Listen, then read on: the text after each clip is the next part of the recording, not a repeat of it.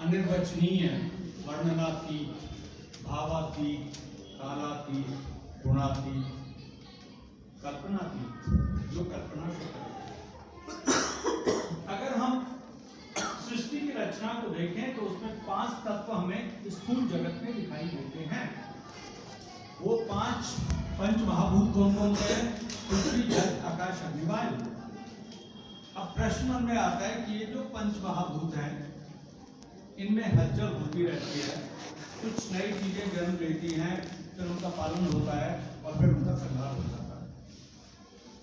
सारी सृष्टि रचना, पालन और संहार के चक्र में गुजर रही है। और दूसरी चीज हम देखते हैं, जीव विज्ञान में अगर हम पढ़ते हैं तो देखते हैं कि एक जीव दूसरे जीव को खा रहा है और हिंसा पूरी सृष्टि में व्याप्त है। तो क्या ऐसा संभव है कि हम अहिंसा को आत्मसात कर सकें और एक अहिंसक जीवन जी सकें? हर तरफ या तो वैचारिक स्तर पर हिंसा है, या मानसिक स्तर पर हिंसा है, या फिर कर्तव्य के स्तर पर भी हिंसा चढ़ाव हो रही है।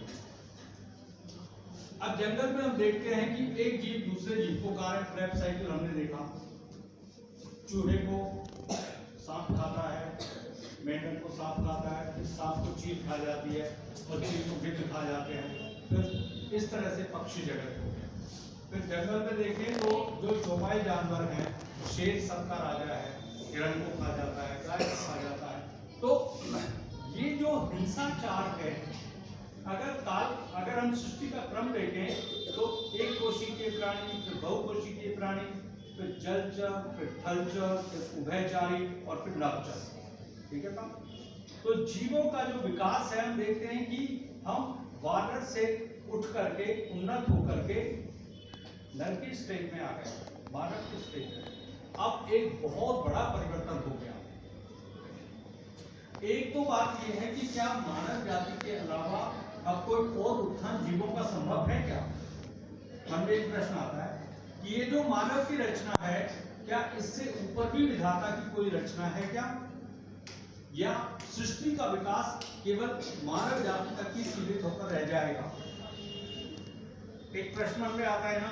सबसे उच्च कौन है? मानव। और हम मानव में देख रहे हैं कि मानवता खत्म होती जा रही है। एक लड़की किसी लड़के को प्रेम करती है, मुंबई से दिल्ली आती है, ओके, और वो लड़का उसकी हत्या कर देता है। लड़की उसके प्रेम में अंधी हो रखी है। माता पिता कहते हैं बेटा इसके साथ नहीं जाना,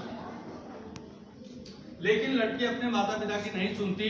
उस लड़के के प्रेम में अंधी होकर के मुंबई से दिल्ली आती है और वो लड़का उसके आरी से काट काट के टुकड़े कर देता है। 35 टुकड़े करके वो जंगल में उसको फेंक के आ जाता है। तो मानवता किस स्थिति में आ गई है? एक लड़की रात को 31 दिसंबर की रात को 2 लड़कियां ये जो नव वर्ष का उत्सव मनाने जाती है, और फिर क्या होता है कि ड्रग्स लेती हैं या दारू पीती हैं या कुछ और काम करती हैं और उस लड़की की भी हत्या हो जाती है। कार के पीछे उसकी बॉडी बेतरतीब मिल जाती है 12 किलोमीटर और एक लड़की का जीवन खराब हो जाता है। अब प्रश्न ये आ रहा है कि जो बेटी बचाओ बेटी पढ़ाओ का हम जो नारा दे रहे हैं, कन्याओं की रक्षा कैसे कर सकते हैं? आपके मन में कोई प्रश्न है कि बिना हिंसाचार के, बिना किसी जोर जबरदस्ती के, बिना किसी अस्त्र शस्त्र के हम कन्याओं की रक्षा कर सकते हैं क्या? किसी के पास भी कोई प्रकाशित विचार हो तो क्या बताएं, आप ऊपर करें। कन्याओं की रक्षा कैसे कर सकते हैं? जो वर्तमान संदर्भ है, एक एक कन्या को उठा के मार दिया जाए तो क्या मन में आता है कि कन्याएं बचेंगी या ऐसे मरती रहेंगी, या कोई उपाय है? आपके मन में कोई उपाय है तो बताएं।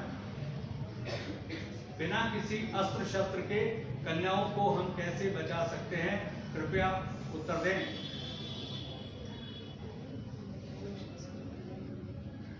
कुछ लोगों के मन में ये विचार आता है सेल्फ डिफेंस के माध्यम से, जूडो कराटे के माध्यम से और इस तरह की शारीरिक जो भी प्रक्रियाएं हैं उनके माध्यम से हम कन्याओं को बचा सकते हैं।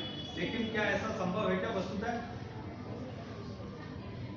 अगर ऐसा था तो ये कन्याएं क्यों चली गई? और अभी पता नहीं कितनी कन्याएं किसी प्रेमालाप में फंसी हुई हैं और उनको मालूम नहीं है कि जीवन कब उनका दूभर हो जाए। हम जिस विषय के लिए आए हैं, एक चित्र रखा है श्री माता जी निर्मला देवी का। ये संसार का सबसे अद्वितीय चित्र है। सारा देवलोक इसमें समाहित हो गया। 5 मई 1970 को गुजरात के नागौर गांव में सूरत के समुद्र तट पर एक सामान्य स्त्री ध्यान में बैठी और उसका रूपांतरण हो गया, वह अंतर प्रकाशित हो गई। एक स्त्री एक सामान्य स्त्री से दैविक रूप में आ गई, मानव रूप से दैविक रूप में रूपांतरण हो गया हमारे देश में। जैसे एक उससे भी मोमबत्ती को आप किसी दियासलाई से प्रकाशित कर दें तो उस प्रकाशित मोमबत्ती से हम अनेक मोमबत्तियां प्रकाशित कर सकते हैं, अनेक उजाले कर सकते हैं। अब ये जो फोटोग्राफ है, ये देदीप्यमान फोटोग्राफ है, देदीप्यमान एनलाइटेंड। इसमें संसार की सारी शक्तियां निहित हैं, आप चेक कर सकते हैं। ऊर्जाएं कितने किस्म की हैं साहब? चुंबकीय ऊर्जा, ध्वनि ऊर्जा, प्रकाश की ऊर्जा, आणविक ऊर्जा, परमाणु ऊर्जा, न्यूक्लियर ऊर्जा, ये जितने भी ऊर्जा के स्वरूप हम विज्ञान में पढ़ रहे हैं, अब एक और विज्ञान शुरू होने वाला है और वो है पराविज्ञान। एक शक्ति जो आपके भीतर है, जिसे हम अपरा शक्ति कहते हैं, जो आपके पास में है, वो को कान खोजन से बंदे मैं तो तेरे पास में।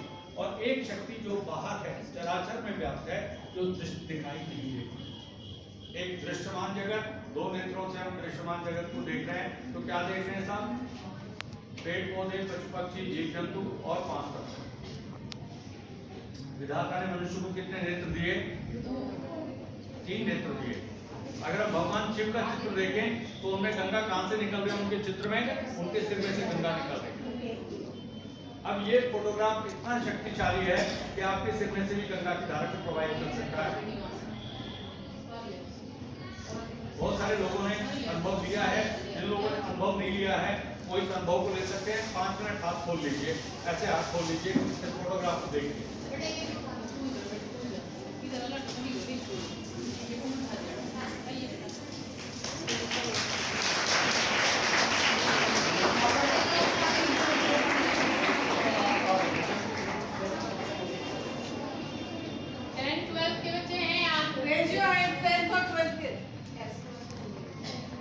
क्लास में जाओ फिलहाल।